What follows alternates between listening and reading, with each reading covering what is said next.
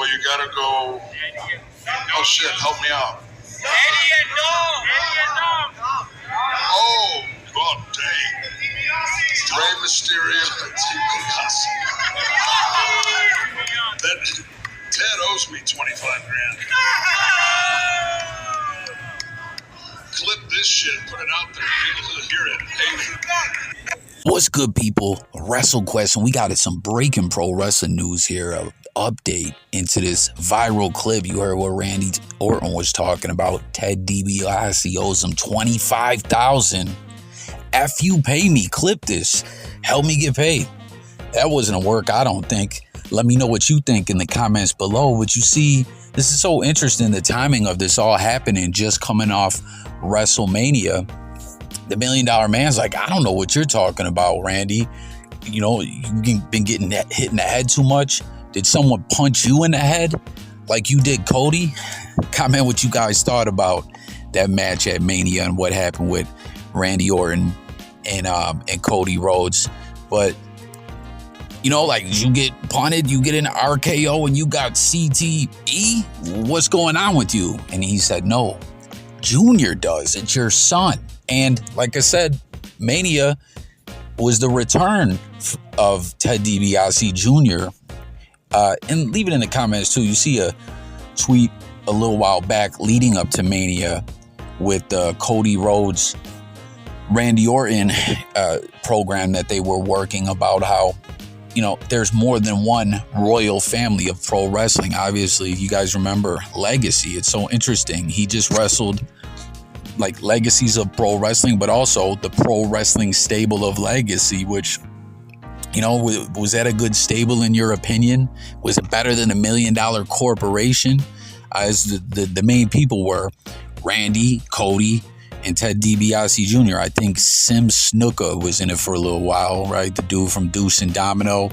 And there might have been someone else, but they didn't win their missions that they sent him on, their qualifying matches to really be in the stable. But here it's like the Legacy stable is all in the news here as Ted Dibiase Jr., right? Cody went on to be like one of the big, like a goated individual, just like Randy Orton, one of the longest tenured pro wrestlers with an amazing career. And Ted Dibiase, he was like, you know what I'm saying? He came and he went. Do you guys think that he was trash? I mean, he definitely couldn't follow in his father's footsteps, and he didn't have, like, I don't even know what happened with him after WWE. Again, those that are up on that or anything I miss, whatever, your thoughts, everything, please leave it in the comments section. Subscribe to the channel, hit the buttons. You're tuned in to WrestleQuest, where we just talk on pro wrestling news. And, you know, we were going to talk about all kinds of current stuff, old stuff, and eventually, as I build this community up with y'all out there, I want to have live streams where we could maybe do watch-alongs, talk about stuff, just shoot the ish, what have you. But Ted Dibiase, he was like, he's all right. And then I don't remember what happened after he faded away from wrestling. Around that time is a time period where I kind of faded away from watching. I'm sure a lot of people, I hear that amongst a lot of pro wrestling fans, like, yeah, I watched it for a while, then I fell out of it, got back into it, etc.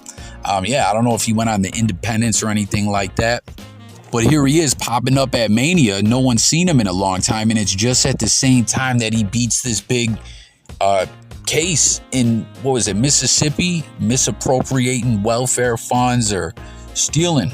People making jokes immediately. Good luck, Randy. The government couldn't even get their money back from him. I'm shocked he beat this case. Everyone knows the feds don't play. Normally when they come for you, they got their ducks in a row. They got their ish together. But it seems when it came to Ted Dibiase Jr., it kind of came off as the way the reports indicate to me, with these misappropriation allegations. Prosecutors allege Dibiase received over $2.9 million in sham contracts. Wasn't this the shit Brett Favre was involved in as well? Like, this is some real greaseball-ish. Stealing welfare money, government funds. Like, I mean, it fits right along in the political world. I don't know if Ted Dibiase Jr. had political aspirations, or did he get into politics? I thought that he did, but you would think this is bad for him. He's going to go away, right? Brett Favre seemingly got out of this mess. but it's not looking good for DiBiase Jr. But it seems that other people too, his brother Brett Dibiase pled guilty in a broader scandal, but Dibiase Jr. Ted was cleared, and it kind of sounds like the way the jury, had mercy on him or cleared his name, or was like, he's not responsible for this, was saying like, hey, because they unanimously acquitted him. He's like, oh, I got my life back for 6 years. I've been unemployable. And this was $77 million welfare fraud scandal. That's crazy. Facing up to 185 years in prison. So things are looking up for him. He's at Mania. He's got his life back. He's talking about, I just want to go mow my lawn, go outside. Like, I got my life back. I'm vindicated. This is great. And, like we said, 7 years, not 6, of being slandered and made to be something that is completely false. It's about torn my family apart, but we're strong. And I would say several witnesses, including former DHS Director John Davis, testified that DiBiase had not fulfilled contractual obligations after receiving more than $3 million from the state's TANF and TEFAP programs. DiBiase audibly sobbed as the verdicts were read. So, he's got this big moment. But they basically, what it sounds like to me is right here, it says, quote, Teddy trusted those folks to guide them in the right direction. Unfortunately, it got him in a difficult spot. I'm sure there are plenty of things Teddy would do differently now if he had the chance back. And that's basically what it sounds like. Maybe he was that's the way the court looked at it, the jury. He was in business with people who were up to no good, and it kind of reflected on him. He trusted the wrong people. It put him in a bad spot, but he's innocent, and everything's so great for him now.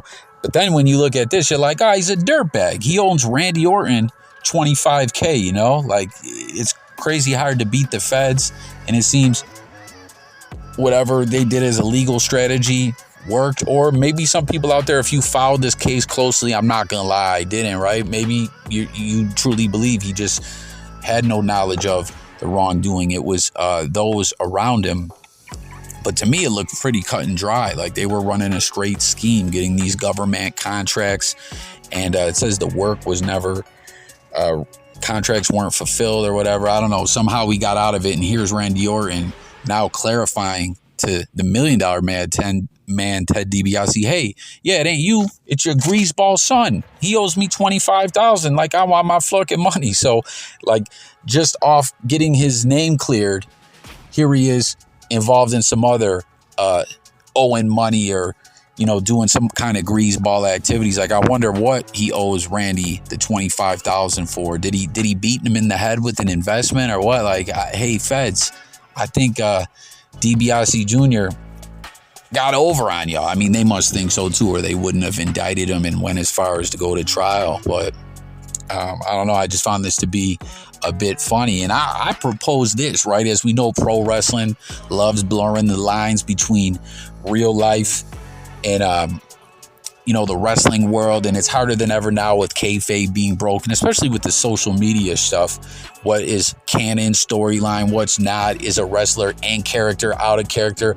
I say they make a program with this and have Ted Dibiase give Randy Orton the $1 million belt as payment for his greaseball son, right? I mean, shit, if even, obviously, if this was the Attitude Era, they would, implement this element of this storyline, from Dibiase Jr., his father, the $1 Million Man, being involved, taking up for his son on social media, and the fact that there was crimes and it's welfare money, like it would fit right in. And even after the Attitude Era was over, they still would like these kinds of spicy pause. That sounds kind of zesty to say spicy, I guess, right? But these kind of greasy, fucked up, dramaed out storylines. So, but nowadays it's like the storytelling just ain't there like it used to be. And I doubt they'll do this, but it would be great if someone was still there. Like, it's like they're trying to run the company into the ground. I swear, man, this is like the most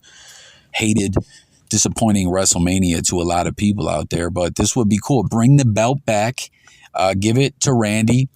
and say, hey, my son, the feds tried to take him away. Now you put him on blast. He just got his name cleared. And Randy, you got a lot of momentum out here. You're a big star, one of the most popular pro wrestlers of all time. You know what I'm saying? Bigger than me, pause. But, my son, take pity on him. He couldn't get on my level or your level in the wrestling business. He just wants his life back, man. Here, please. I don't want to hear any more of this. Just take the $1 million title as payment and let's put this behind us. And I don't know. I think that would be cool. I always kind of thought the $1 million title was cool. And we know, obviously, it's popped back up a few times over the years. When Stone Cold first came in as the ringmaster, when we were just talking about during the Legacy, was that what they were called? Yeah, the Legacy stable or whatever. Dibiase Jr. had it. I think Goldust had it for a little while, and then he gave it back to the $1 Million Man. And then it was in NXT a few years back. Like, let's bring it back one more time to pay the debt of greaseball Ted Dibiase Jr. who don't pay his debt. Tap in and let me know if you feel me on this. Because for real, this did not sound like Randy Orton was playing at all one bit. He was like, seriously, clip this, get me paid. Like, I got a big feeling that Dibiase Jr. ain't gonna pay him back. But I really want to know where the story comes from, where he owes this money again, man. But there you have it, just an interesting story there regarding this viral clip and all that I saw in the headline. So please join the discussion below in that comment section. Again, fill me in if I missed something or there's something that I'm off on. As always, guys, I'll just come out here to shoot the ish with y'all, man. Much love, and I'll get with you guys on the next one. Peace.